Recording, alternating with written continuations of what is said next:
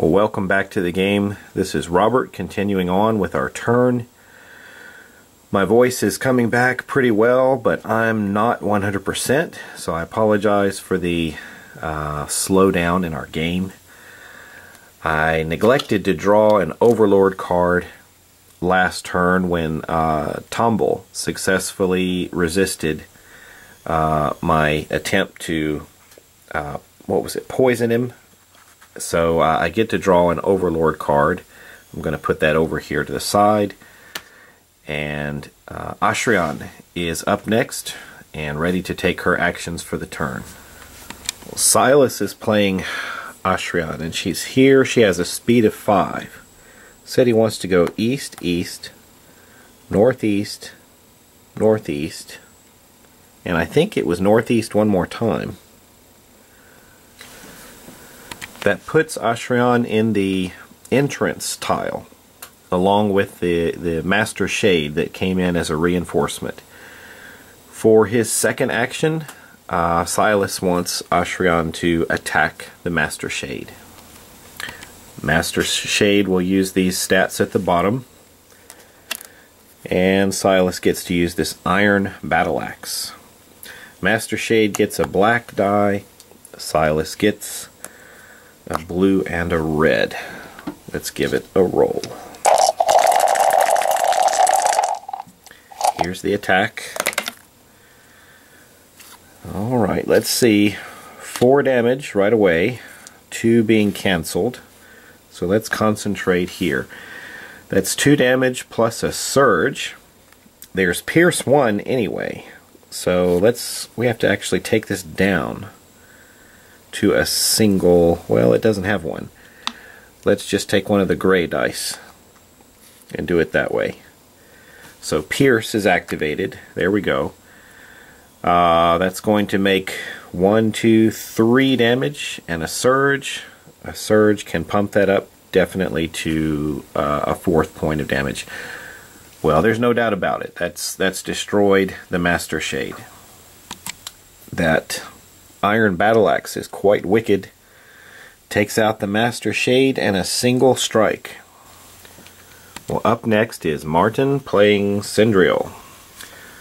Cendril is here beside the villager towards the bottom of this tile. And Martin says he wants to use Oath of Honor. This is an action. It says choose another hero within 3 spaces of you who has a monster adjacent to him. 1, 2, 3. That's the Widow Tara.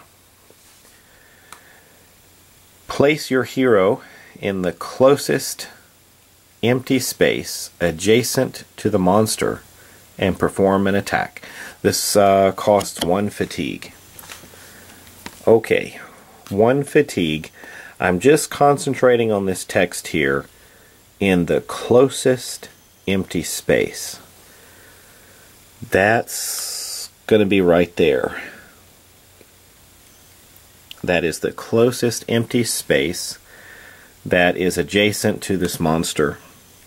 Now, we could have gone to the right or to the left, but I think Cendril is wanting to go this way, so that's where we'll put her. Cendril gets the attack now, the attack action with the longsword. That's going to be a red and a blue, a black die for defense for the Shade. This Shade is already wounded, so it only has 1 health.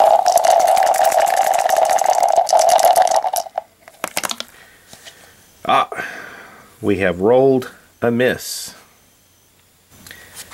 Well, that Oath of Honor was only the first action for Martin, so he can take a second action now and attack the Shade again.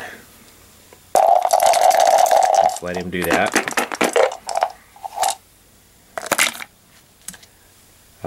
2, 3 damage. That might just be enough to take it out.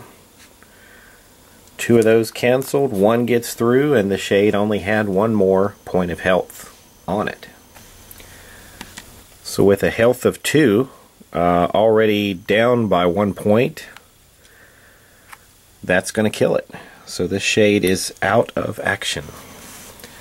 Coming now to the end of Cindril and Martin's actions here. He had posted on Facebook that if he killed the shade in the first hit, then he would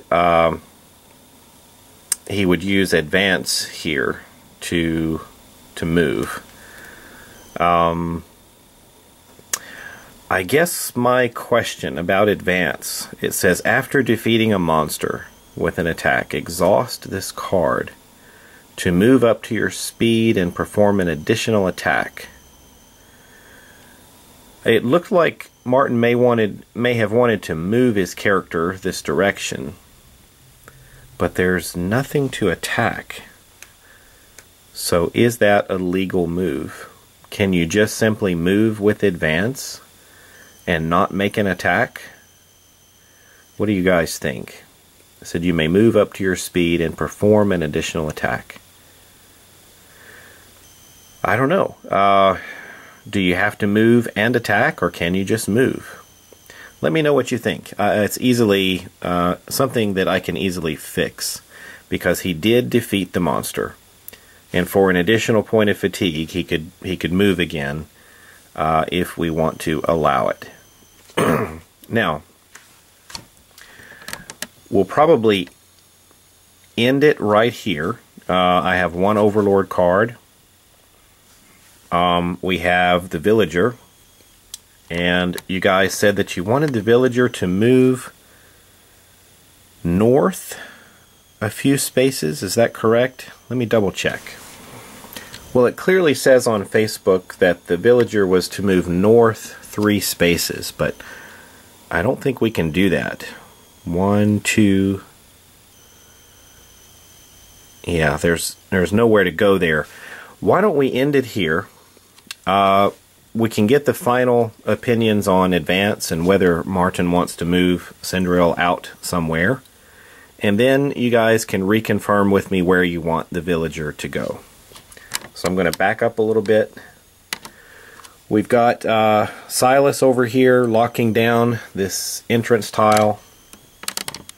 And right now I only have one Master Barghest on the board. All my shades are dead. So there's the board as it stands now.